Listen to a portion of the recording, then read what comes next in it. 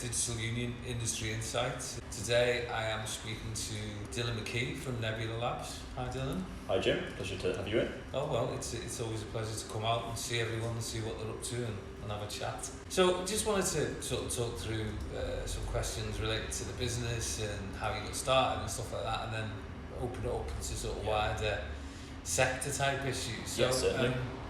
So just about how you got started, really. Yourself and your co-founder Nick were friends for years before going into business together. What is the story behind how you set Nebula Labs up, and what inspires you to take the leap and start the company? Yeah, so kind of background there is we've been friends for years since kind of school, and we were out for a beer one night before a gig by the Fall actually a few years ago. And we were in the town hall having a few beers before the gig, and I just proposed the idea to him, and he instantly, his eyes lit up, and he kind of got it straight away.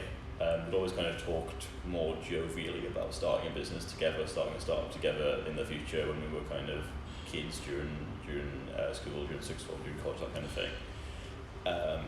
And then as soon as I kind of proposed something formally, it was an instant yes, and really, really excited by it and really up for it. And then since then it's just been kind of a journey of materialising that, and we've both worked really hard to kind of make it from that idea in a pub to kind of what it is today.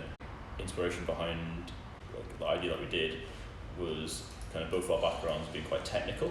So we wanted to start a really tech-focused business. We wanted to be doing app development, software development, bespoke API development, back-end development, really on the technical side of the digital spectrum. And we knew that's where there was a big gap. So we kind of knew that from anecdotal evidence and from a lot of sort of statistics and research-based evidence as well.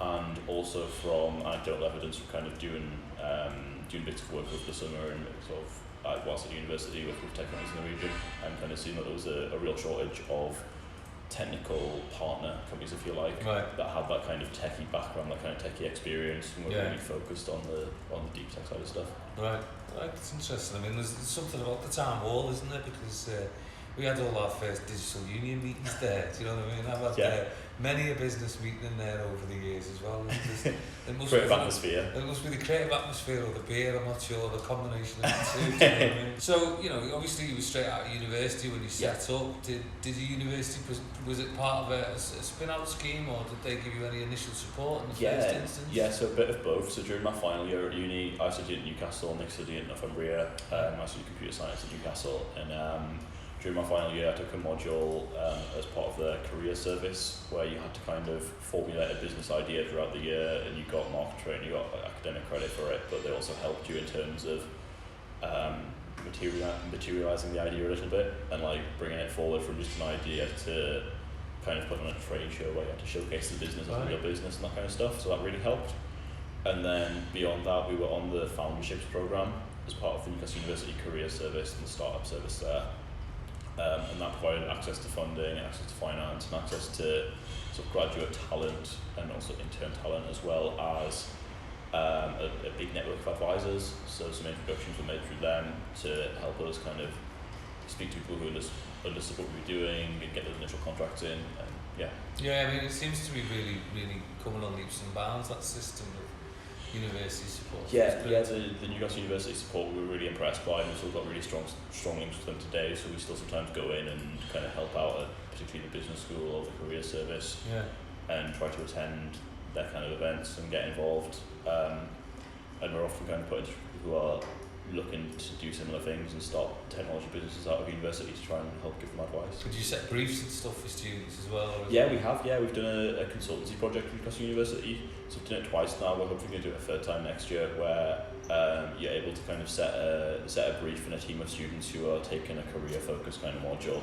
looking to be those kind of intrapreneurs or entrepreneurs in the future, are able to work with you on kind of delivering essentially a report, like undertaking an R&D task and delivering a report based around the brief that you set. So that's been really useful, so we've done that twice now. Has that helped you with some of the projects that you've been working on? It has actually, it has. It's allowed us to kind of, particularly on the business development side, it's allowed us to kind of like think about like the commercialization of the tech that we're working on, and the best way to kind of bring it to market. It's really interesting to hear, because we're trying to get more businesses into universities, even if it's just for talent spotting or setting briefs or I mean, I think really interesting from the angle that it really helped you as a business. I mean, and I know, because I sit on the advisory board of Northumbria University Business School, I know they do a lot of work as well. We're getting to meet some bigger companies like Procter & Gamble who've set their students through, so it's just really good that it's to hear an example of how it's working for, yeah. you know. Yeah, it's worked out really well, yeah. generally. It's something that I'd recommend to any business, probably particularly in the digital sector, but Yeah. any business can benefit from it, and it's really nice to be able to sort of give something back and give a bit of context to the students who are studying. So. Yeah, cool. So in terms of achievements, obviously, you know, I'm staring across the room at your Dynamite Award for last year, you know. You were named, strategically placed. Yeah. I'm surprised it's not on the table there. That's it's on my iPad for it. You were named as the second best mobile app development company in England, and more recently achieved App of the Day status on Apple's App Store with the gym plan app that you developed. So what has the journey looked like to get to some of these? You know, how, you know, could you talk us through from say starting up to getting your first clients to sort of where you're at now? And then you've obviously, you know, it was quite well documented sort of about a year ago that you got a big breakthrough with Nexus as well. Yeah. So it's been a case of kind of a lot of hard work from all of the team really, and the journey has kind of been getting those initial few clients, those initial few sort of contracts, which were typically with kind of local startups, and a few of them we're still working with. A few of them took their teams in-house. It's been really interesting to see how they've kind of progressed, and they've helped to provide some initial revenue to kind of allow us to grow the business and develop it. And then from there, we were able to start showcasing our work, start showcasing that we were able to do some really cool, really innovative, cutting-edge stuff to a really high quality for a really decent price, and a really competitive kind of offering that we could provide. And from there, we were able to get some contracts with some local kind of enterprises and SMEs. So that's, as you said, that's included Nexus. It's also included our first one was the Co-op Business Park, so the UK's largest business park down in North Tyneside. We're still working with them today. Right. So we've helped deliver a project to provide an app and also email newsletters and website functionality to their 14,000 employees that work on the park. Right. So that was a huge one, really, to be dealing with the UK's largest business park within sort of 6 months of setting the business was really cool. We've just carried on with a really strong partnership with those startups that we started out with. We've got a few more startups on board now as well, and one of those initial startups that we started out with was Gym Plan. So the app that was featured in as App of the Day on the Apple App Store a few weeks ago. So I think it is just maintaining those relationships, and always doing the best possible work, and just always doing something as well. Whenever it's that stagnant, thinking what should we do, we're sort of hive brains. We're always wanting to do stuff and deliver really good technology and deliver really good end results for clients. Yeah. So sometimes do you pitch ideas to clients that you might come up with something that you know will work for a particular business, and we do. Yes, I think that's when sometimes when the innovation can work best is when they obviously have a business problem, and then we can bring a technical solution to that problem. So we can kind of pitch something to them and say, this is using these technologies that you might not have thought about or you might have vaguely heard of. We've managed to implement them, or we can see how we can implement them in this really specific way to solve your industry problem that you're experts in. And then they know how to kind of take that to their industry and really apply it to the nitty-gritty of their day-to-day, if you like. So what's the crack with the Nexus deal then? What does that involve, and is that taking up a lot of your time at the minute? Yeah, quite a lot, which is really good. Obviously, it's a great organisation to be working with. So we're working on delivering smart ticketing to Nexus. So it's a fantastic project to be involved in. So it's going to be an upgrade from the 48-hour pop card top-up system? Definitely, yeah. Yes, it's looking to bring in the pop card to your mobile phone. Oh, well, I look forward to that one for sure, seeing as I live in colour codes nowadays. So that's really been interesting to talk about Nebula Labs and where you come from and how it's grown and stuff like that, do you know what I mean? And you're obviously in this lovely lofty office overlooking a lot of the city centre, which is great. I suppose as a tech company you can stay ahead of the curve and up to date with the ever-changing nature of the industry. You're constantly finding yourself, both you and the team needing to upskill.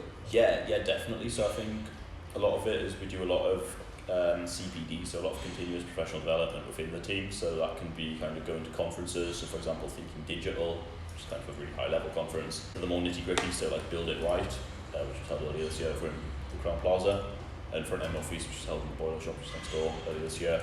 And they're kind of really hands-on, nitty-gritty tech conferences for back-end and front-end web tech specifically.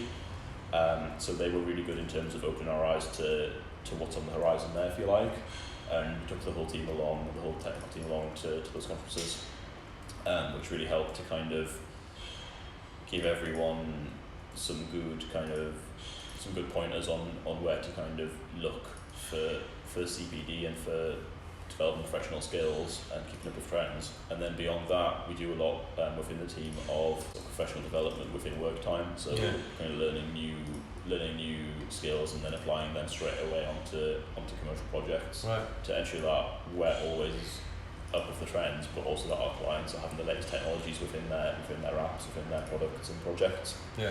Oh, cool. So it benefits us and it benefits clients. Just staying ahead. Keeping on with it all the time. Yeah, exactly. And then what do you think the future looks like for mobile app development? Obviously, it's never changing feast. It's really massively to hear you say about having to update the skills, which benefits the clients, and then obviously that brings the thought process around to new technologies, doesn't it, and how things may look and develop in the future. Hugely. So I think you've got a few big trends that are going at the moment. So you've got obviously the whole Internet of Things, so looking at kind of NFC, looking at making phones talk to other physical devices. I think that's really huge, and I think there could be an awful lot of apps and an awful lot of kind of implementations of multiple apps sort of put together, bringing in devices from the real world. So the kind of situation where you've got a smart light bulb and you've got a smart fridge and the two are kind of talking to each other and connected, like through your mobile device, if that makes sense. Yeah. And then I think beyond that, you've also got VR and AR. So I think they're huge, particularly within the fields that you can apply them to, medical, the training, the visualization and the kind of science and technology fields. I think they could have some huge advantages within them, definitely. And I guess even applying them to fields that they haven't really been brought into yet, so maybe even like health and fitness one day could be transformed with an AR gym or something one day. Yeah, and have you started linking that, given going on the sort of the gym question and obviously your gym plan app, and everything we discussed about CPD and what we've just been talking about there, have you started applying any of this, even if it's just an experimental? Yeah, so we've done a bit with Teesside University in a collaborative project there with the Great Exhibition GX Collaborate project. And we actually worked with them on an events app. So we've worked on an events app for Newcastle Startup Week for the past 2 years, and we worked with part of their computer games department, so real cutting edge VR, AR model makers with vast technical expertise in that kind of really niche speciality. We worked in collaboration with them to kind of look at how we could bring the latest in sort of VR and AR modelling into an events app. So how we could sort of bring AR and VR to make the app more interactive, make the events experience better for people attending and for organisers.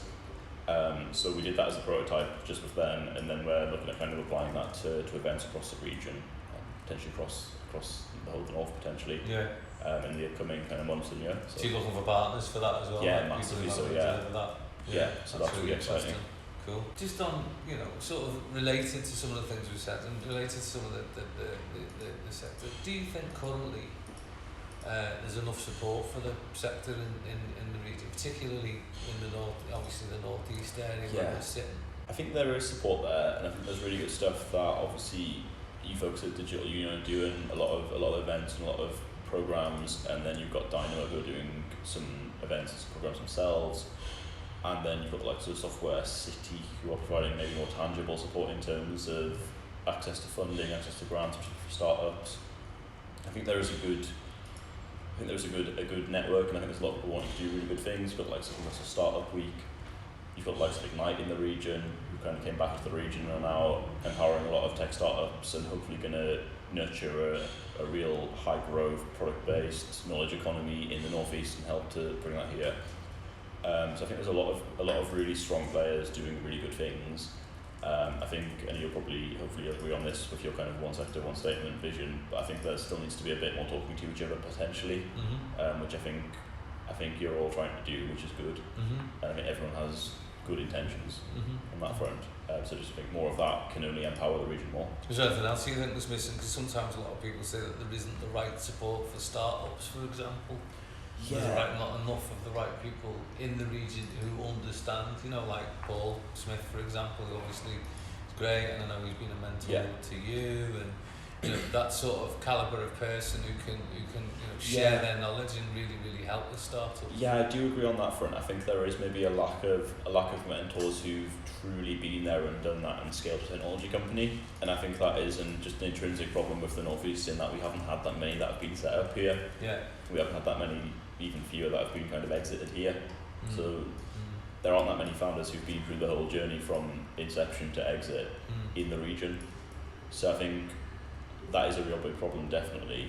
And I think it would be good to see really experienced founders from neighbouring regions, so from maybe Manchester, Leeds, maybe from London, maybe Edinburgh, coming here and kind of sharing their stories and their knowledge more. I think that would really help. Yeah. So I think people in the region have generally good intentions, but I think maybe collaborating more and looking more a bit beyond the Northeast could help with that. And I think that is kind of what is required to bring those really credible people who've been there and done that and have the real experience and the battle scars and the successes to show from it. Yeah. Kind of bringing them in and getting them talking. I think that could only help things. Yeah. Interesting. I tend to agree with that, definitely. And obviously, one of the other major issues for the sector at the minute, well, it's a major issue for a lot of sectors, to be honest with you, but it seems to be very, very focused on the tech sector, is talent. Yeah. And what's your experience been in finding the right talent for your business? It is really tough. It is really tough. So we use some really specific technology stacks to do native mobile app development and then API development and then kind of DevOps and deployment of all of that and hosting of all that and maintenance. And we have struggled to find developers, so we currently have 2 roles open, and we can't really. We're kind of out there with local universities trying to put these adverts out. We put adverts out on more conventional sources as well, and we are struggling to get people with the right skills to come forward. And then beyond that, I think there's a real lack of diversity in people who are coming forward as well, which is a real shame. So I think there's a lot more that needs to be done as a region to obviously get more people into technology, get more people into the specific technologies that businesses and tech startups like ours and like others in the region are actually using. Yeah. And then also to make sure that pool of people who are highly skilled in those technology stacks are also diverse. Yeah. So I think there's almost like a 3-layer challenge, and all the layers are really important. Yeah. There's not a kind of, you can't just solve one and say it's all sorted. You've got to, I guess, attack them all and put a lot of effort into each of them. And I mean, I'm not, obviously I've been through education, I don't have an education industry background myself. I've never lectured at uni or anything. So I can't comment on how difficult those challenges are, but I imagine it's quite challenging.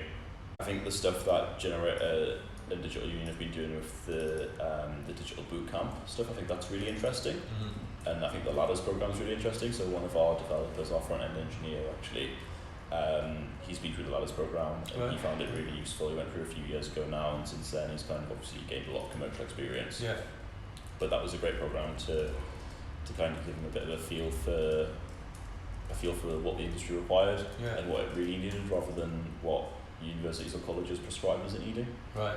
So I think that's really useful, and I think that kind of program, I think more of that would be really good. Yeah, give an alternative. Yeah. So I mean that's interesting. I mean we don't actually do the Ladders program anymore because the funding ran out, but obviously we're still doing the boot camps and stuff like that, which is good, and we'd like to do more of them. It was interesting that someone at some university actually said every student should go through this before they graduate. It's like, well, yeah, bring it on. We'll sort that out for you. But talking to graduates, like, would you employ graduates if they were the right graduates? Because a lot of people say to me that, oh well, we need experience. You know what I mean? Yeah, definitely. So I think employing the right graduates is a really good thing to do. I just think it's a combination of kind of the spark of experience. It doesn't have to be that they've got real experience, but just obviously having a knowledge and awareness of the correct technical skills combined with the right attitude. Yeah.